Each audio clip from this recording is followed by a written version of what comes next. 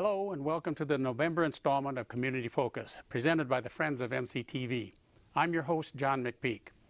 Every month the program features news about upcoming activities in the greater Midland area. This month our guests include folks from Cancer Services, the Kawasi Kiwanis Club, and the Michigan Traveling Military Museum. Joining us today to lead off our program is Julie Nunn, the Executive Director of Cancer Services.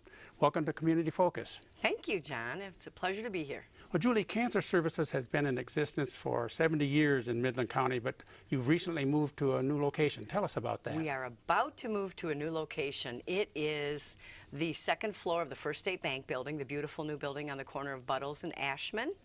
So we'll be renting the whole top floor, and we have a 5-year commitment to live there, so it'll be great. You say you're about to move, so currently you're in your old location or in a temporary location? We're in a temporary location. Our board president, Wendy Trashin, owns Bolger and Battle, and B&B is located on Main Street. They're a marketing and communications company, and when we had a 1-month lapse with our former lease and our current lease because of a construction delay, she said, come and live with us, and we did, and it's been great. They've been incredibly hospitable, and we couldn't be more grateful to them. They opened 2 offices for our 5 staff, and we have a small office at the infusion center, at the medical center.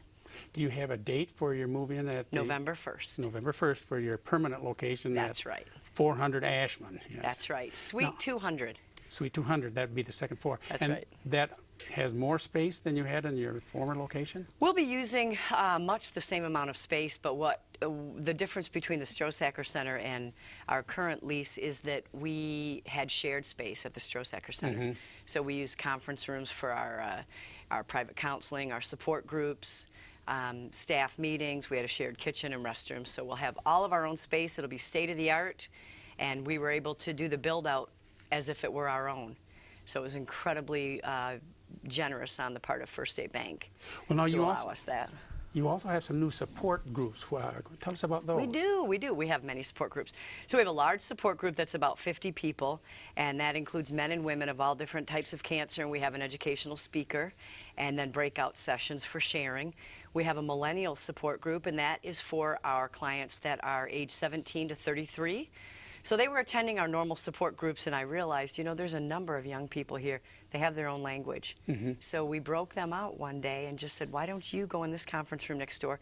And they huddled for 3 hours and talked about blogs and bucket lists, and now they text each other all the time, and their support with one another includes activities. Like this week they went to the Canopy Walk, and then they had a potluck with our resident chaplain, Carol Bogan, in her home in the Igloo home. So it was nice. And other Better Odds Book Club, tell us about quickly, briefly. That's a group that focuses on nutrition and a healthy lifestyle to beat cancer. So we had a group of very smart, one is a physician, I mean, they're just smart clients, and they had a thirst for knowledge. So they delve deep into alternative medicine, you know, standardized medicine, and they learn about better odds for survival. What's the cost for the Cancer Services? Oh, everything is free. Every single thing that we do is free. In fact, we tell our clients it's a one-way street. If they appreciate something that we're doing for them, if it's a ride to Ann Arbor or a $400 prosthesis or, you know, $200 wig, we won't even take a donation. We say it is a one-way street.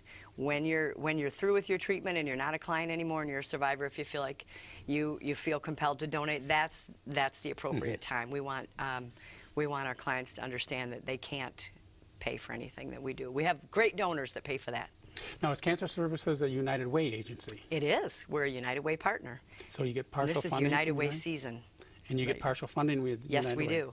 Yes, we do. $93,000 a year. And the rest of your budget comes from fundraisers? We do, yes. We have 4 active fundraisers a year that are heavily supported not only by the Dow Chemical Company, but a lot of their leadership team. So we're very, very fortunate to have many stakeholders in the community that not only donate their time, but their talent. So we have 150 volunteers, a tiny staff of 5, but we serve more than 500 people annually, and we give away more than $500,000 a year. Well, now tell us about your upcoming fundraiser. We have a fashion show. It's called the Holiday Luncheon and Style Show, and it features cancer survivors as models, that takes place on December 5th at the Midland Country Club. It sells out every year. Tickets are not on sale yet. Invitations are going in the mail at the end of the week. And who is eligible to use your services? Anybody who has a cancer diagnosis or their caregiver. You know, we focus not only on the cancer patient, but we have a specific program called the Maria Mencia Cancer Caregiver Support Network, and they focus only on the caregiver because we all know research shows that when you are healthy as a caregiver, you help not only the cancer patient, but you help the medical team, and it just makes everybody better. And you serve residents of Midland, Gladwin, and Clare. Yes. So what's the best way to contact you or to get more information on cancer services? Well, they can call our number at 989-835-4841 or look at our website, which has a lot of great information. And if you know somebody with cancer, we have a intake packet, you know, a contact data form that they can fill out online too or call, and that is www.cancerservicesmidland.org. Or stop in at the office after November 1st. After November 1st, come and see us. Julie, thank you for appearing on Community Focus and bringing us up to date on the positive changes in the location of cancer services and the services you provide. Thank you. Our next guests are from the Kawasi Kiwanis Club with information on Veterans Day activities. But first, let's take a look at a video from Cancer Services.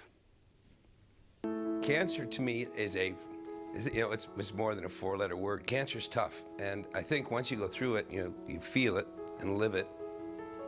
You really feel for those who have it. When I got my skin cancer, I was stunned. There was never any sign. The kind of cancer I had was viabdom, myosarcoma. I was blessed to have a really, really good job.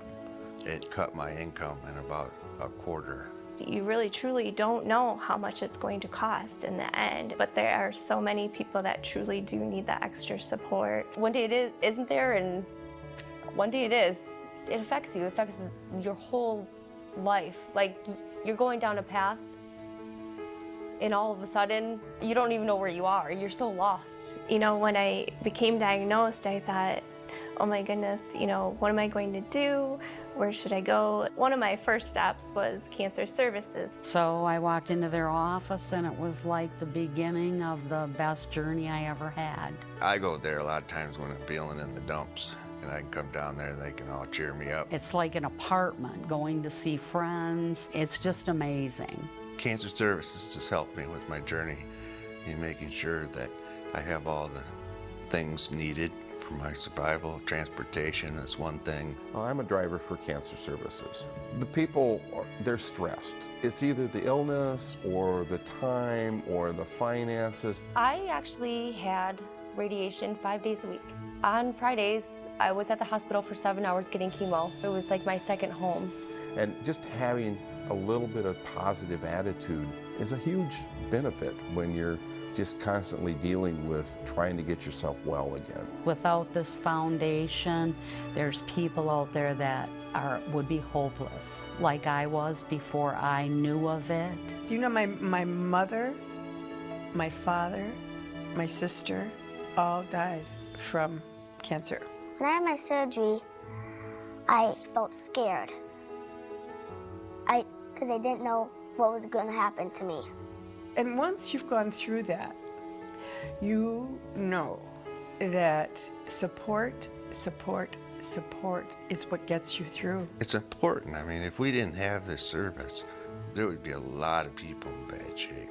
In medicine, there are a lot of voids that you just can't fill. You can give your medications, you can give your radiation, you can do your surgeries, but people still hurt. You cannot do this alone. People need other people. It's that connection that Cancer Services makes. I remember the first time I ever set foot in Cancer Services. I had this baseball cap on, and I said, can you help me? When I came home, I know my boyfriend, he even said, you have a light in you that you didn't have yesterday, and that was because of Cancer Services.